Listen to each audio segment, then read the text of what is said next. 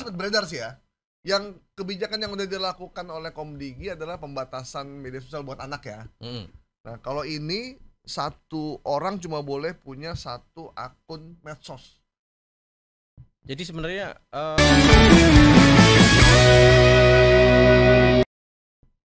ini beredar informasi adanya 5 kebijakan konyol dari Kementerian Komunikasi dan Digital.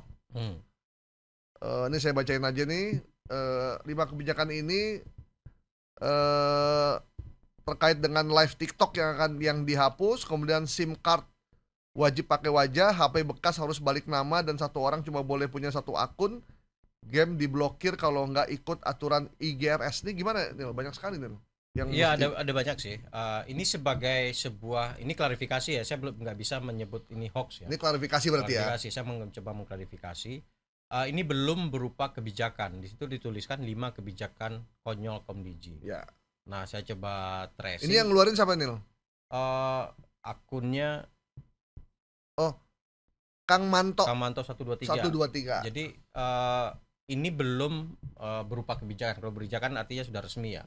Sudah dipublish dan sudah bisa dieksekusi atau digunakan ataupun aturannya sudah bisa dijalankan tahun depan dan sebagainya. Nah yang pertama itu soal live TikTok dihapus. Nah live TikTok dihapus itu pas ketika pas demo bulan Agustus kemarin. Ya. Nah itu memang ada konten yang dihapus oleh TikTok dan kemudian ada pembatasan live gitu ya. Tapi itu bukan, setahu saya, informasi dari Mutia Hafid waktu itu dan juga dari jubir TikTok menyatakan mereka melakukannya, TikTok melakukannya secara sukarela. Swadaya. Artinya itu mereka yang melakukan sendiri. Ya. Karena alasan mereka adalah melanggar aturan komunitas mereka. Dan memang secara praktikal ya, saya juga menyaksikan bagaimana live TikTok itu dijadikan tujuannya bukan untuk informasi, tapi untuk mencari paus, mencari bunga, mencari keuntungan pribadi. Sementara yang dia capture tuh adalah kerusuhan, pembakaran, penjarahan, sehingga membuat orang jadi terpicu untuk datang dan makin banyak yang live, makin banyak pausnya. Itu yang secara banyak kritik soal itu yang kemudian menjadi alasan mungkin ya dari TikTok karena melanggar aturan komunitas mereka. Jadi bukan yang dihapus live TikTok jualannya. Jadi Bapak Ibu kalau mau kopi, silakan nih, kopi ada kopi 1 2 ini juga bisa diminum. Kalau ada yang punya ini juga boleh, harganya mumpung lagi murah, warnanya kuning. Ada yang warnanya merah harganya 300.000, kalau yang kuning harganya 250.000. Bukan yang itu ya.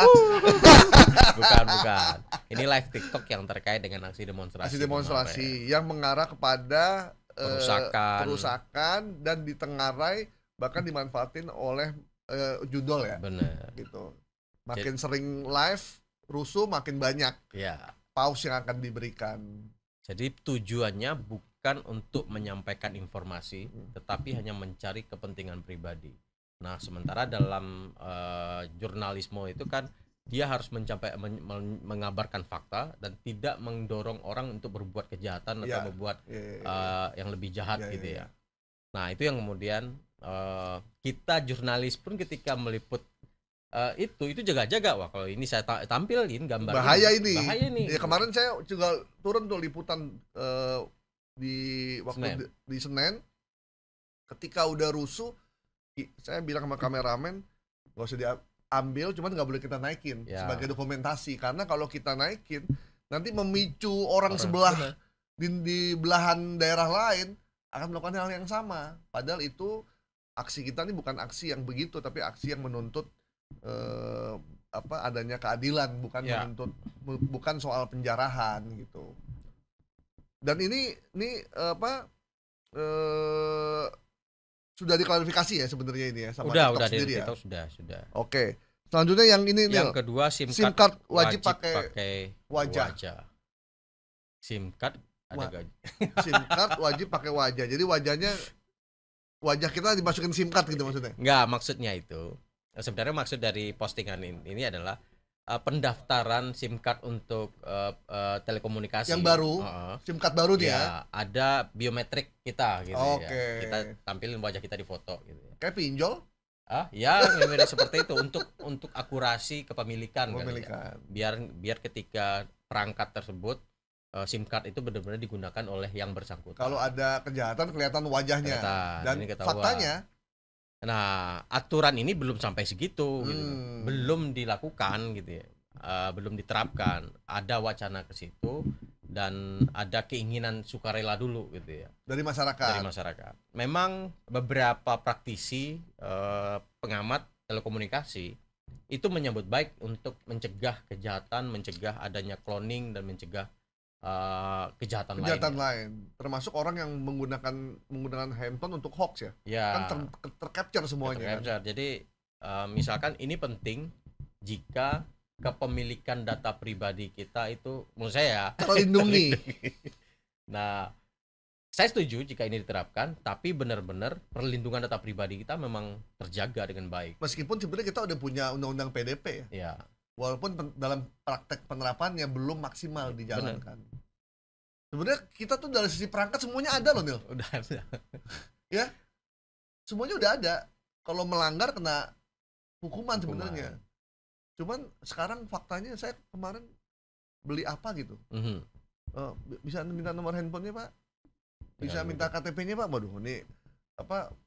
Kayak kita misalnya mau check-in di hotel, kita suruh nulis nomor telepon, nomor email, fotokopi KTP loh. Yes.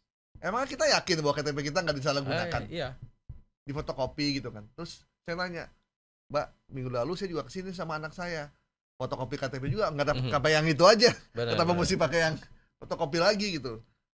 Nah, terkait SIM ini ada pernyataan memang dari Direktur Jenderal Ekosistem Digital Kementerian Komunikasi Edwin Hidayat 25 September kemarin. Peraturannya lagi disusun, jadi belum ada aturannya. Ya. Nah, targetnya memang tahun ini diterapkan. Ya. Kemudian, jadi kadang baru rencananya udah ramai banget ya. Kemudian registrasi SIM card dengan validasi nomor NIK, nomor kartu keluarga, itu kan sudah berlaku kan? Ya. Tujuannya sama untuk mencegah penyalahgunaan nomor seluler dan meningkatkan akurasi pemilik nomor. Dulu kayak kita pernah punya aturan satu nomor hanya boleh 4 perangkat ya? Satu perangkat deh kayaknya, atau 2 perangkat maksimal gitu. Satu NIK hanya boleh punya 2 perangkat. Yes. Jadi nggak boleh punya 3. Sebenarnya waktu itu pembatasannya masyarakat terima-terima aja waktu itu. Karena memang kita melihat banyak orang-orang luar negeri itu punya handphone sampai 5, satu nomor untuk satu NIK bisa buat nomor kan. Berapa bisa buat kejahatan tuh kan kayak gitu ya. Sebenarnya pembatasan ini oke juga asal dilakukan dengan sangat baik aja. Oke, selanjutnya HP bekas harus ada surat balik nama. Ya, ini bersama. Kita tahu ya, ini juga penting menurut saya Bang ya. Pemilik HP lama itu bisa menaruh aplikasi untuk memata-matai pemilik baru di mana dia jual handphonenya. Misalnya saya nih jual handphone ke abang nih. Handphone bang. Saya jual murah bang. Udah dikosongin belum nih? Udah aman. Udah. Ternyata saya udah nyisipin aplikasi tertentu di situ. Spy aplikasi di situ dan saya kemana aja kita pergi kita bisa kelihatan. Atau ada aplikasi yang bisa ngambil data segala macam juga bisa ternyata. Bisa. Jadi untuk hal ini saya setuju gitu ya.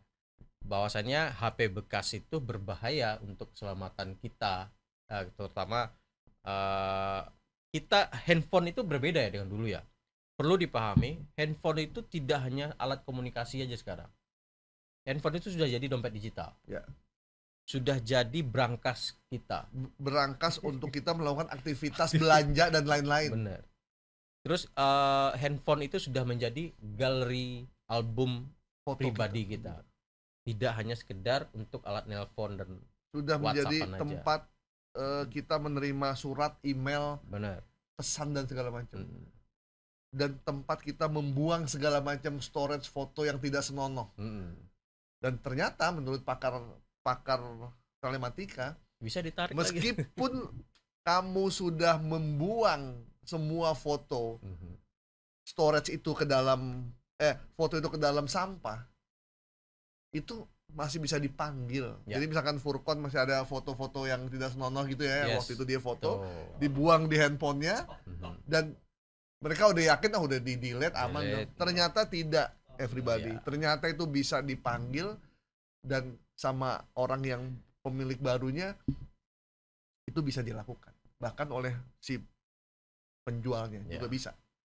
Jadi yang pemilik lama bisa ngambil keuntungan, pemilik baru juga bisa ngambil keuntungan kan. Oh iya. Nah, pemilik lama bisa nyisipin aplikasi untuk monitor pemilik barunya gitu. Pemilik barunya bisa manggilin semua data yang tersimpan di situ. Ditarik misalkan foto Bang Gaib dengan salah satu pramugari gitu Ya. kan. Wah, lumayan nih.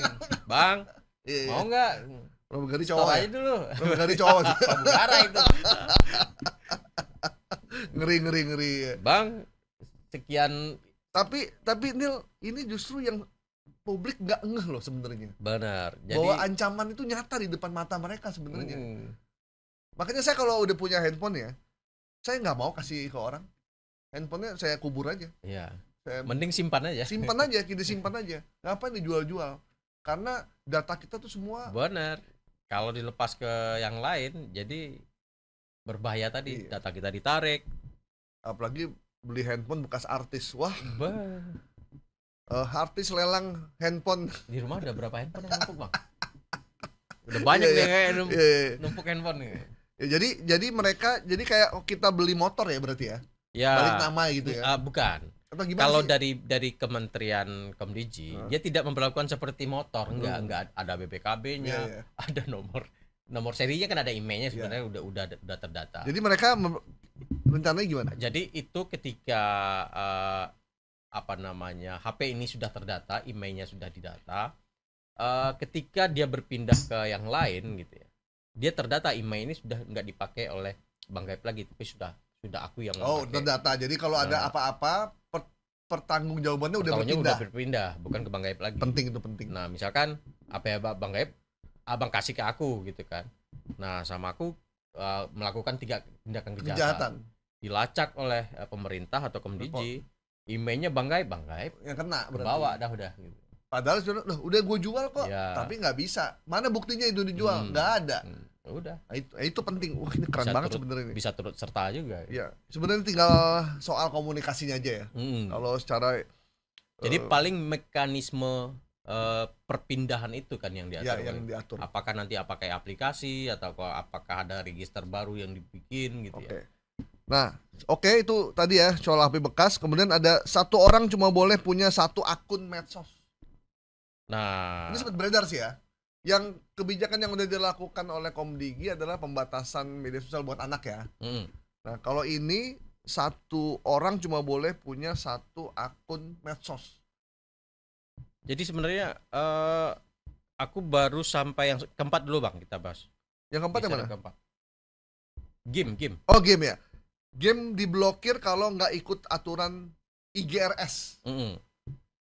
Jadi memang ada pernyataan dari Komdigi ya, dari Dirjen Ekosistem Digital Pak Edwin Hidayat Abdullah. Ada 2 langkah yang dilakukan. Bila game tersebut tidak sesuai rating, maka diubah klasifikasinya. Dan misalkan ada unsur-unsur yang misalnya dilarang seperti melakukan kekerasan, pornografi, ada unsur judinya gitu. Nah, itu akan langsung ditutup oleh Komdigi.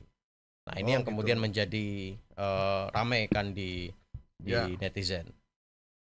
Begitu, tapi untuk sanksi hukumnya belum dikenakan.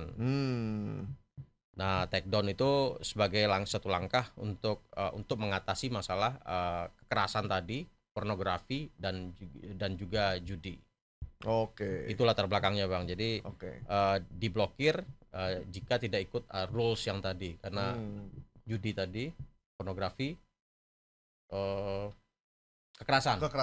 Dan kita tahu game di Indonesia itu digunakan mulai dari anak yang anak yang baru 2 tahun udah mulai main ya. Jadi kekerasan, judi online, dan apa tadi? Judi online sama pornografi. Nah, ini 3 hal yang memang jelas aturan di negeri ini ya. Yang saya sedih deh Bang ya. Ada ada saudara gitu, anaknya umur 5 tahun sampai 6 tahun gitu. Ya. Datang ke rumah ibu saya sama anaknya, terus ibunya pergi, terus dia tiba-tiba ngomong gini, Om, password wifi-nya apa ya di sini? Coba.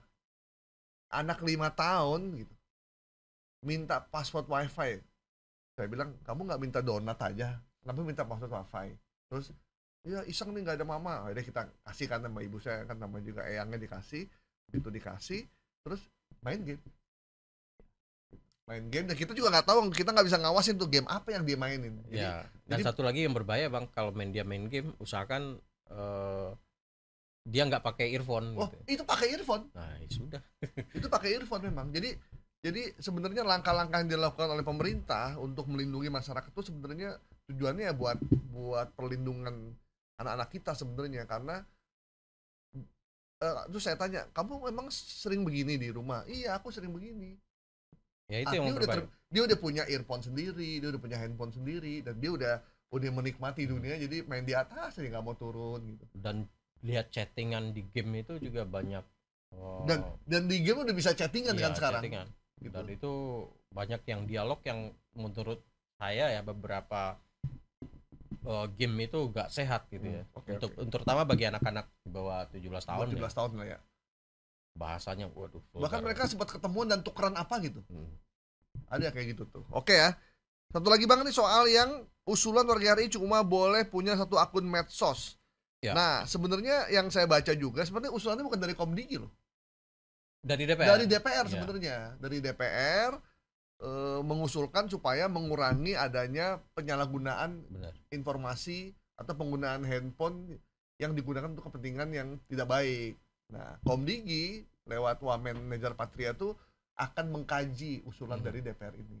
Yang saya baca baru membahas kan. Baru membahas itu. Makanya tadi kalau saya lihat dari 5 yang disebut kebijakan belum sampai kebijakan. Baru berupa wacana atau kajian gitu ya, termasuk yang terakhir itu 1 orang punya akun medsos, dan yang terakhir yang ini kita bahas ini usulan dari anggota DPR ya. Namanya Sekretaris Fraksi Partai Gerindra Bambang Haryadi. Ya.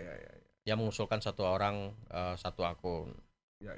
Dan kekhawatirannya memang masifnya second fact akun ya. Jadi second fact akun itu digunakan untuk melakukan menyerang, membuli, memfitnah, nyebarin hoax dan lain-lain. Nah, kalau itu terverifikasi kan bisa diperingatkan.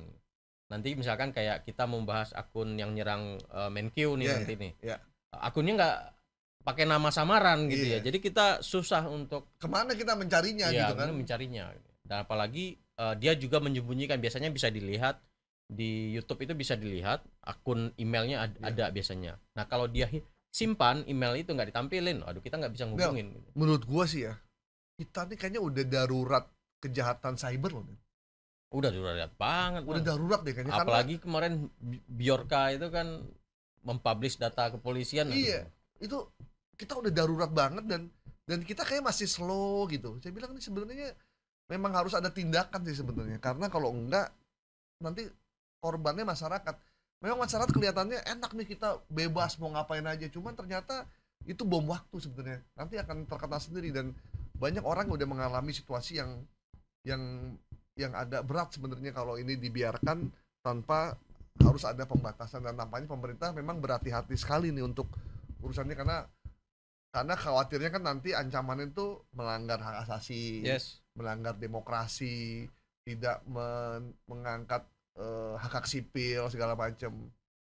Tapi sebenarnya kalau dilakukan dengan narasi yang baik dan penjelasan yang baik kepada masyarakat, dan tentu lewat media, kayaknya masyarakat bisa paham deh situasinya memang udah berat, karena kejahatan di cyber maupun kejahatan di dunia nyata hukumannya sama-sama berat juga gitu kalau ketahuan gitu kan. Oke Bang, udah semua Bang ya, berarti Bang ya. Berarti yang 5 ini ya. Yang 5 kebijakan konyol Komdigi itu. Kesimpulannya ini belum sampai ke kebijakan. Ya, ini belum sampai kebijakan. Jadi kita nggak bisa nyatakan ini hoax.